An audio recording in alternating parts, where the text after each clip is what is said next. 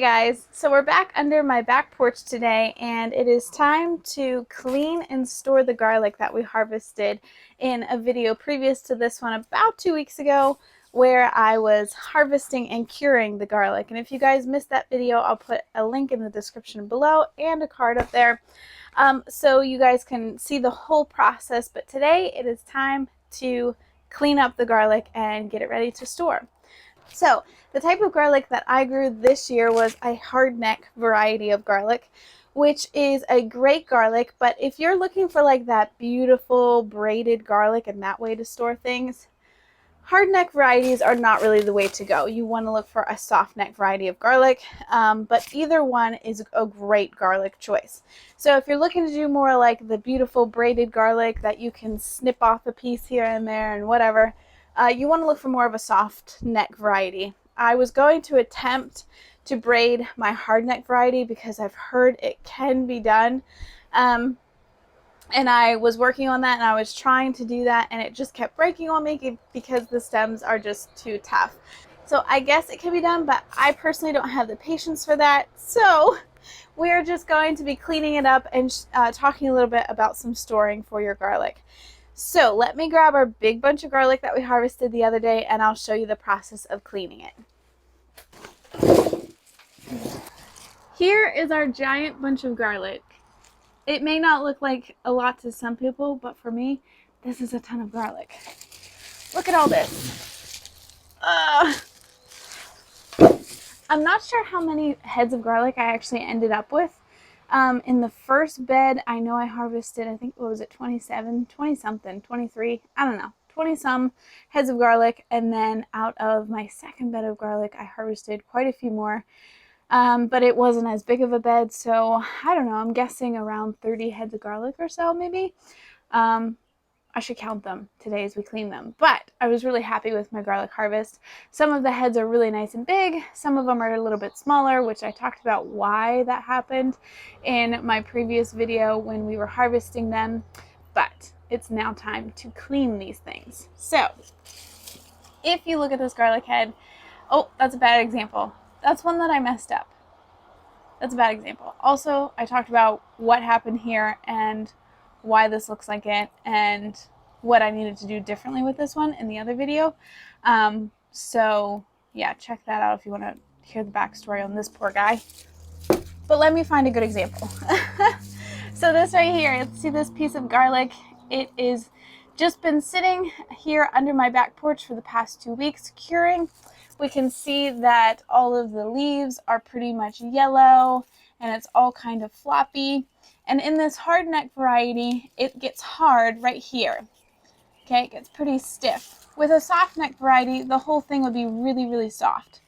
So what we want to do to clean up this head of garlic is pretty simple. First, we're just going to go around the head of garlic and knock off any dirt that we can with our hands.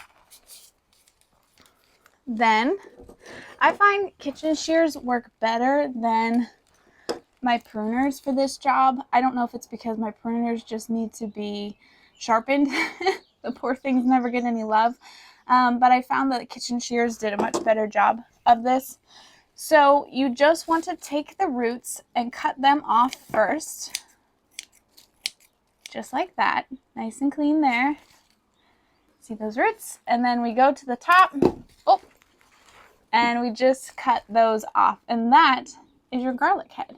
That's pretty much it. If you wanted to scrub it a little more with your hands, that would be fine.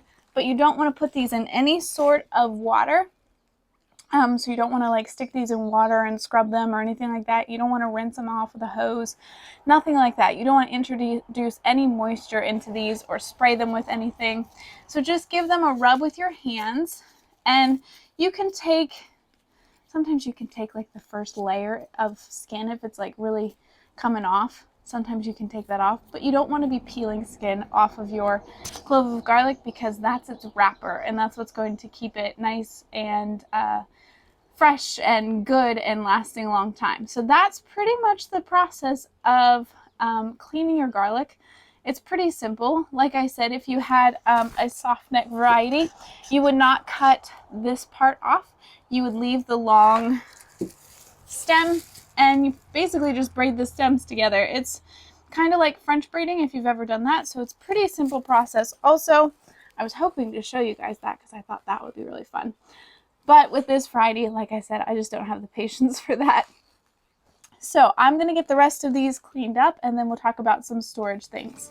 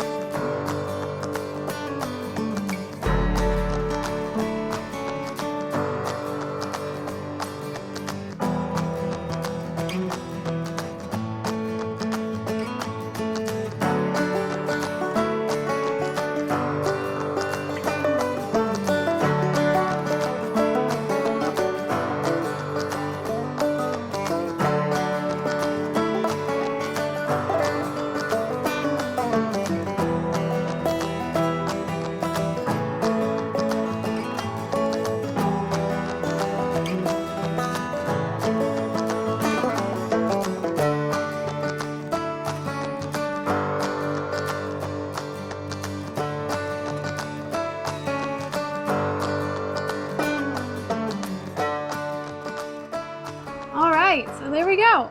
I actually counted them and I have 53 heads of garlic. That's awesome. I was thinking around 30 or so, but 53. That's super exciting. So as you could see, the process is fairly simple. You clip off the roots, you clip off the top, you clean off the dirt a little bit. I did want to say too, you don't really want to be peeling at the papers of the garlic, but sometimes the first layer wants to just kind of come off. It's just dried and papery and is falling off, and when you take the dirt off, it just comes off with it. And I say that the first paper on the first layer on that garlic is probably okay, especially if it really just wants to come off. It's fine. It's okay if that comes off. I had a couple though where it was like a couple of layers were coming off in one spot, but then the rest of it was pretty intact, and I just left those alone. I cleaned the dirt off as much as I could, and then I left, oh, let me just show you guys here.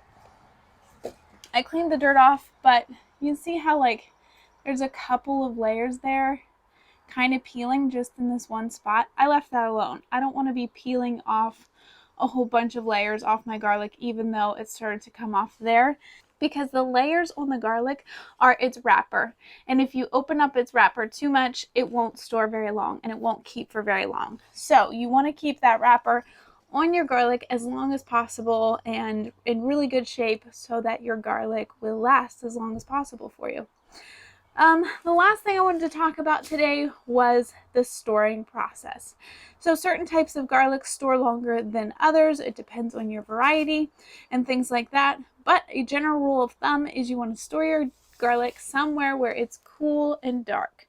So, and that has very good airflow as well. You don't want it to be really moist. I'm going to be storing these in my basement beside me here.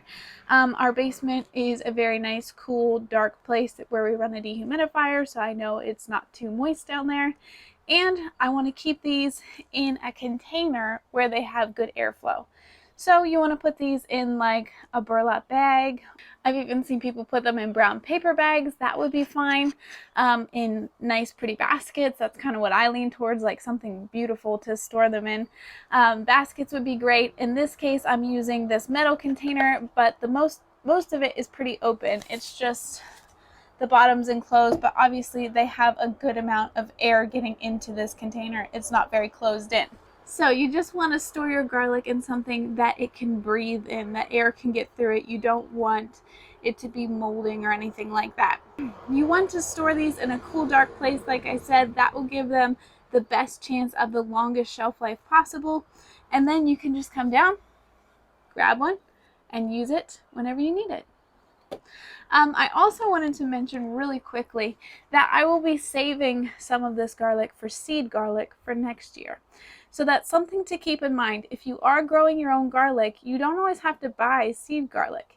if you grow a good amount, that maybe more than you need, or maybe you just put a few heads aside for next year and, you know, use what you have left from that, you can actually make your own seed garlic. And that's actually where this garlic came from. This came from my mom's garden, where she had grown a whole bunch, and she gave me a couple heads as seed head garlic.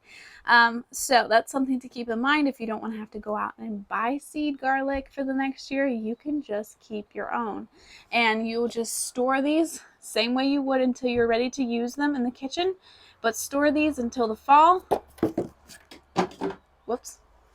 Store these until the fall, and then you can take them apart and plant each clove, and you'll get a whole new garlic head out of it. So just a little tip there for your garlic planting for next year. I hope this video was helpful. It's a fairly simple process, but sometimes it just helps to see things. I'm a visual learner, so I like to see how things are done. So I hope you guys enjoyed it, and we will see you in the next one.